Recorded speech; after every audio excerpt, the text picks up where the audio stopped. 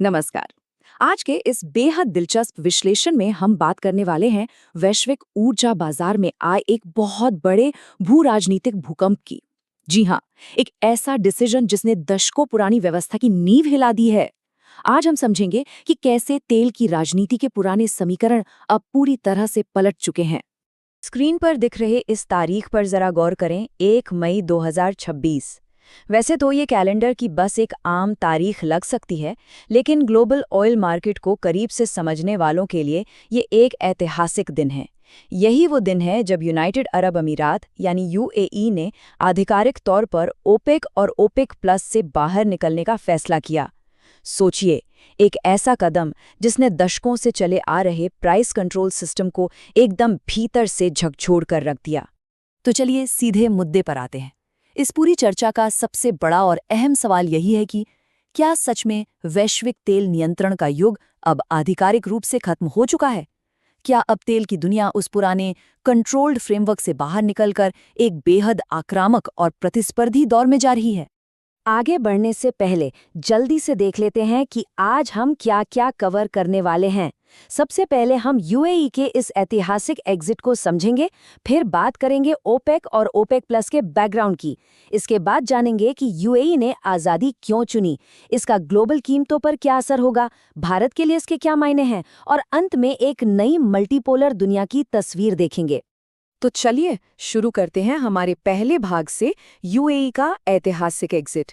ये समझने के लिए कि वो बाहर क्यों निकले, पहले ये समझना होगा कि उन्होंने आखिर छोड़ा क्या है। और इसके लिए हमें चलना होगा दूसरे हिस्से की तरफ, ओपेक और ओपेक प्लस को समझना। असल में ओपेक एक परमानेंट अंतर सरकारी संगठन है जिसे पेट्रोलियम नीतियों को कोऑर्डिनेट करने और बाजारों में स्थिरता लाने के लिए बनाया गया था। लेकिन यहाँ कैच क्या है? इस पूरे ग्रुप की जो असली ताकत है ना, वो हमेशा सामूहिक अनुशासन यानी कलेक्टिव डिसिप्लिन पर टिकी रही है। मतलब सभी देश मिलकर अपना प्रोडक्शन लिमिट में रखें ताकि सप्लाई कंट्रोल में रहे और कीमतें स्थिर बनी रहें।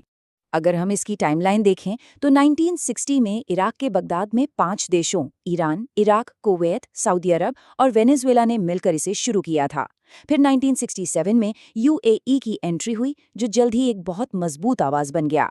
आगे चलकर 2016 में अमेरिकी शेल ऑयल को टक्कर देने के लिए 10 और देशों को मिलाकर ओपेक प्लस बना दिया गया। और अब 2026 में यूएई के एग्जिट के बाद इस मुख्य ग्रुप में केवल 11 एक्टिव मेंबर्स ही रह गए हैं। जरा इस चार्ट के आंकड़ों को देखिए। इंटरनेशनल लेवल पर ट्रेड होने वाले कुल पेट्रोलियम का 60% हिस्सा अकेले ओपेक प्लस के पास रहा है और दुनिया के लगभग 40% कच्चे तेल का प्रोडक्शन यही ग्रुप करता है। तो आप अंदाजा लगा सकते हैं कि यूएई के अलग होने से पहले इस गठबंधन का मार्केट पर किस कदर खौफनाक दबदबा हुआ करता था। अब आते हैं तीसरे और सबसे दिलचस्प हिस्से पर, ये पूरा जियोपॉलिटिकल ड्रामा। आखिर यूएई ने आज़ादी क्यों चुनी?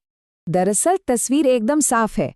एक तरफ है ओपेक का वो कलेक्टिव डिसिप्लिन, जहां प्रोडक्शन पर लिमिट्स लगी हैं और कोई भी फैसला लेने में सबकी सर्वसम्मति चाहिए होती है, जो कि एक बहुत स्लो प्रोसेस है। वहीं दूसरी तरफ यूएई की अपनी आज़ाद महत्वाकांक्षाएं हैं। पिछले कुछ सालों में यूएई ने भारी इन्वेस्टमेंट करके अपनी प्रोडक्शन कैपेसिटी बहुत तेजी से बढ़ा ली है। वो चाहते हैं कि अपने रिसोर्सेज का तुरंत और फुल इस्तेमाल करें। ऐसे में ओपेक के वो सख्त नियम और धीमी रफ्तार यूएई के नेशनल गोल्स के बीच एक बहुत बड़ा रोड़ा बन गए थे। और बात सिर्फ ऑयल प्रोडक्शन की नहीं थी। ऑयल पॉलिसीज में फर्क, इन्वेस्टमेंट की अलग अलग रणनीतियां, बिल्कुल अलग इकोनॉमिक मॉडल और सबसे बढ़कर इस पूरे रीजन में अपना दबदबा बनाने की होड़। ये वो 4 वजह हैं जिन्होंने आग में घी का काम किया। एक वक्त था जब यूएई और सऊदी अरब को इस रीजन में एक दूसरे का पार्टनर माना जाता था, लेकिन इन्हीं बातों ने धीरे धीरे उनके रिश्ते को एक भयंकर कंपटीशन में बदल दिया। तो अब सवाल ये है कि इसका रियल वर्ल्ड में क्या असर होगा। बात करते हैं वैश्विक कीमतों पर पड़ने वाले प्रभाव की। एक सिंगल देश का इस ग्रुप से बाहर निकलना असल में एक डोमिनो इफेक्ट पैदा करता है। देखिए कैसे। सबसे पहले ग्रुप की सामूहिक ताकत कमजोर होती है। दूसरा, देश अब प्रोडक्शन के इंडिपेंडेंट फैसले लेने लगते हैं, जैसे यूएई अब बिना लिमिट के तेल निकाल सकता है। तीसरा, मार्केट में अनिश्चितता यानी अनसर्टेनिटी काफी बढ़ जाती है। और इसका फाइनल रिजल्ट, इस बढ़ी हुई सप्लाई की वजह से ग्लोबल कीमतों पर नीचे की तरफ भारी दबाव पड़ता है, यानी तेल की कीमतों में जबरदस्त उथल-पुथल शुरू हो जाती है। अब बात करते हैं एक ऐसे पहलू की जो हमारे लिए बहुत जरूरी है। भारत के लिए इसके क्या मायने हैं? 85%। इस एक नंबर को ध्यान में रखिएगा। भारत अपने तेल की जरूरतों का लगभग 85% हिस्सा बाहर से आयात करता है। इसका सीधा सा मतलब ये है कि गल्फ देशों में पत्ता भी खड़कता है तो उसका सीधा शॉक भारतीय अर्थव्यवस्था को लगता है। तो अब भारत के सामने एक अजीब सा पैराडॉक्स है। शॉर्ट टर्म में देखें तो ये एक बड़ी राहत लग सकती है। अगर यूएई स्वतंत्र रूप से ज्यादा तेल निकालता है तो वैश्विक बाजार में कीमतें गिरेंगी, जिससे हमें सस्ता पेट्रोल डीजल मिलेगा, महंगाई कम होगी और देश का इंपोर्ट बिल बचेगा। लेकिन लॉन्ग टर्म में एक बहुत बड़ा खतरा है। मार्केट में इतनी ज्यादा उठापटक की वजह से भारत के लिए लंबे समय की एनर्जी प्लानिंग करना बेहद मुश्किल हो जाएगा। स्थिर कीमतों के बिना नीतियां डगमगा सकती हैं।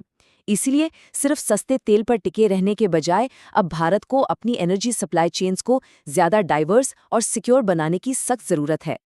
आइए अब इस पूरी तस्वीर को थोड़ा बड़े लेवल पर देखते हैं। एक नई बहुध्रुवीय यानी मल्टीपोलर दुनिया। अगर हम पुरानी दुनिया और नई दुनिया को कंपेयर करें तो फर्क साफ दिखता है। पुरानी दुनिया कंट्रोल्ड सिस्टम और कलेक्टिव कोटा के हिसाब से चलती थी, जहां एक ग्रुप पूरी दुनिया की कीमतें तय करता था। लेकिन ये जो नई दुनिया बन रही है ना, वो कॉम्पिटिटिव मार्केट्स और देशों के अपने नेशनल इंटरेस्ट से चलने वाली है।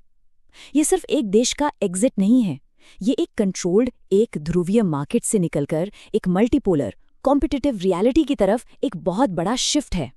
इस पूरी सिचुएशन को अगर एक लाइन में समेटना हो तो ये कोट बिल्कुल सटीक बैठता है।